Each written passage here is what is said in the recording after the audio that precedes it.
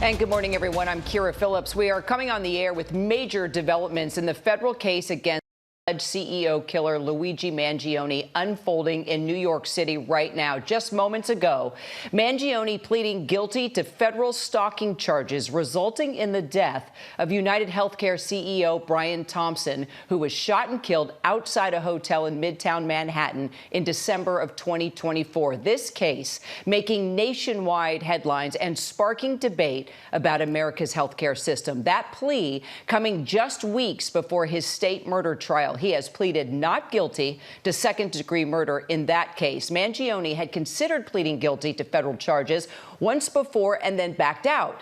Mangione could now face life in prison. It's still unclear how this federal guilty plea might impact the state trial, although it likely complicates the district attorney's case. Mangione's attorneys have already tried to dismiss the state murder charges on the grounds of double jeopardy. Well, the Manhattan District Attorney's Office says it is ready to move forward. Jury selection in that trial is set to begin September 8th. Let's get right to our chief investigative correspondent, Aaron Katersky. He's outside court there in New York City. Aaron, you were in that courtroom. Mangione actually spoke in court, admitted to the murder, and this was also the first time that we've ever seen Paulette, Brian Thompson's widow, in person. This had to be gut-wrenching for her to hear Mangione confirm that he indeed killed her husband.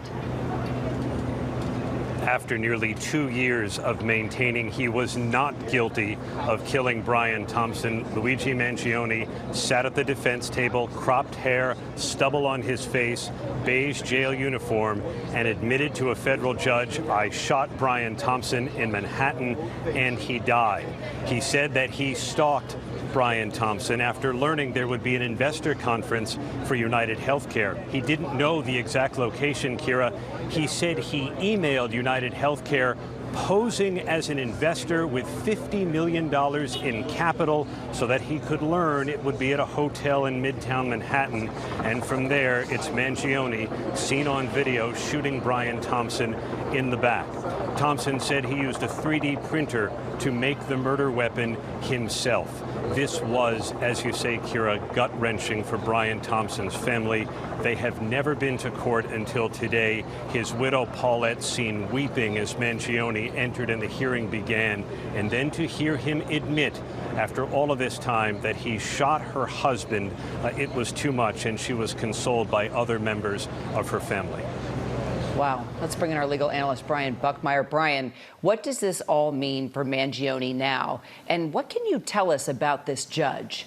Yeah, so the judge in federal court has now taken the guilty plea from Mangione, and from what I'm hearing is the next sentence date would be December 18th of this year, almost 2 years after Brian Thompson was gunned down, and a lot longer, a lot past when the state court is set to do a trial. Now, as I understand, this judge has a phenomenal background. She, as you can see there, nominated in 2023, but to go even further, she was in the AUSA, or the Southern District of New York, as a prosecutor for many years. She was actually the chief of violent crimes from 2011 to 2014, as well as the chief of appeals from 2016 to 2017. She knows these types of cases. She understands the type of punishment that could be handed out, that should be handed out, and would survive appeal. It's a very broad spectrum in terms of what Luigi Mangione could be facing. A mandatory minimum of 0 years in prison, but as high as life in prison, and they're leaving this all up to the judge to kind of decide what should happen here.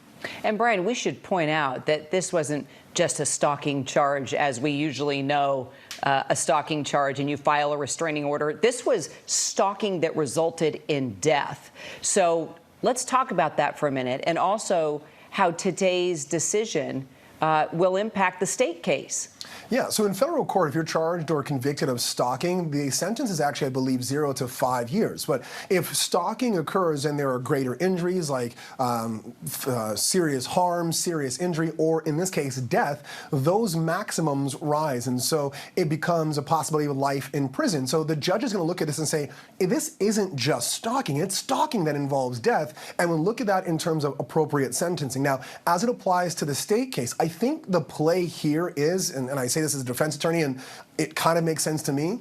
Resolve the federal case. Try to get a good offer, because by the time he gets sentenced, Mangione's already been in prison for 2 years. That's 24 months. Maybe you get a sentence in the middle of 0 to life, maybe somewhere around 12, 15 years, maybe less if you think you can do so. That way, you can get a very good deal overall in federal court, stay in federal prison, and try to make the double jeopardy argument that popped up in one of the rulings in state court and try to get the state case to go away. That would mean that Mangione was facing death at one point, and if the defense does this right, which I think is a long shot and a bit of a Hail Mary, they could be looking at single digits in prison, and that would be a win for them.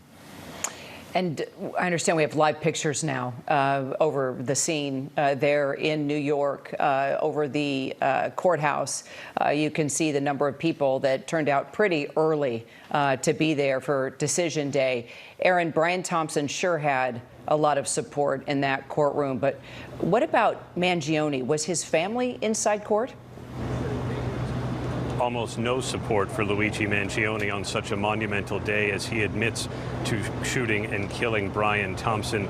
Members of his family did not appear to be in court. They've never been in court for any of the proceedings so far. And Kira, there were a few of his supporters who show up consistently, but none of them were very advertent. They can't wear T-shirts, buttons, anything that identifies them as a Mangione supporter in federal court. So the atmosphere was more muted than we've seen it outside. It does not appear to be very many of Mangione's supporters here, not like in the past when we've seen signs and chanting, megaphones, none of that, as Mangione now admits that he stalked and killed Brian Thompson. He did say, Kira, that he had suffered for years with severe back pain. He said that he came to understand the suffering that people go through with the healthcare system. He was never a client of UnitedHealthcare. He had a different insurance company.